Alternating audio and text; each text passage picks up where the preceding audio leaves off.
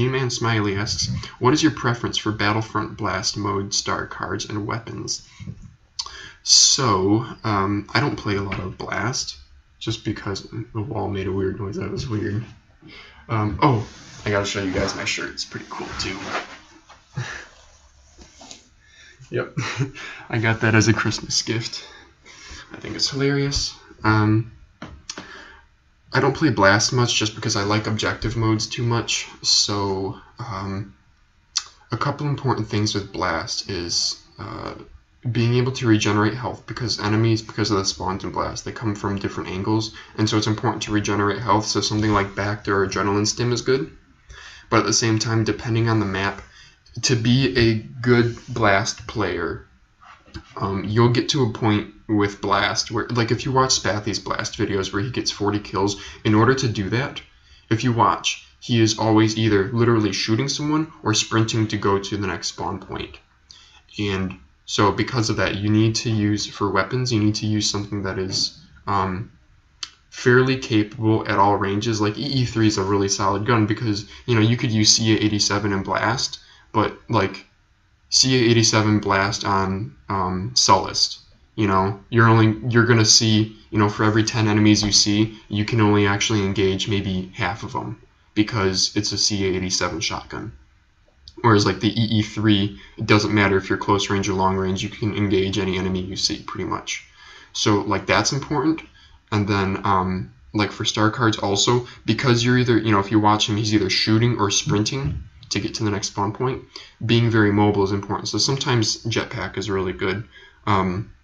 Just to, you know, like for example, if you're playing Gauss in Badlands, first spawn of the game, it's pretty advantageous if you can to get control of the top of the AT-AT. And like, yeah, you can run up the AT-AT, but if you're able to jetpack up there, you might be able to get 2 or 3 kills that you wouldn't have normally been able to get because you were spending time running up the AT-AT or going around the back or something.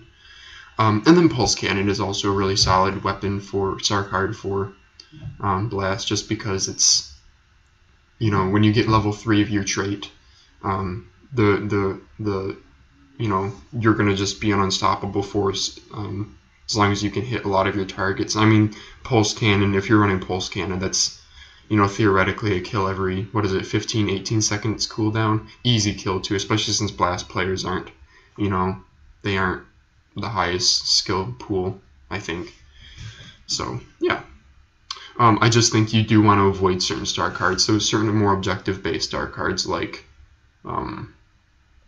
Ion Grenade isn't going to do much. Like Ion Grenade is fantastic in pickup games because when we play like private matches, you know, an Ion Grenade won't get you a kill, but it'll drop their health and it'll drop their shield. So dropping their health will help you get a kill, or dropping their shield will help you, you know, defend or get to an objective or something.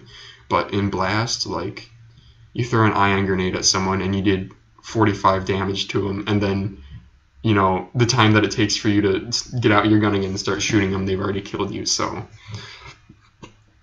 yeah, so like objective-based cards like Shield too. Like in Blast, you're probably better off running Adrenaline Stim than Shield because you don't have to deal with vehicles, for example.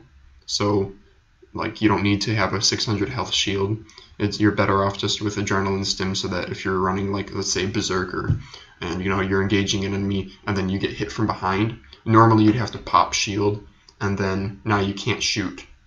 But instead you pop Adrenaline Stim, you finish off that target, and then you switch to the next guy and you kill him. And you probably will, because again, Blast players aren't that phenomenal, and you'll be able to outgun everyone as long as you're a decent enough player.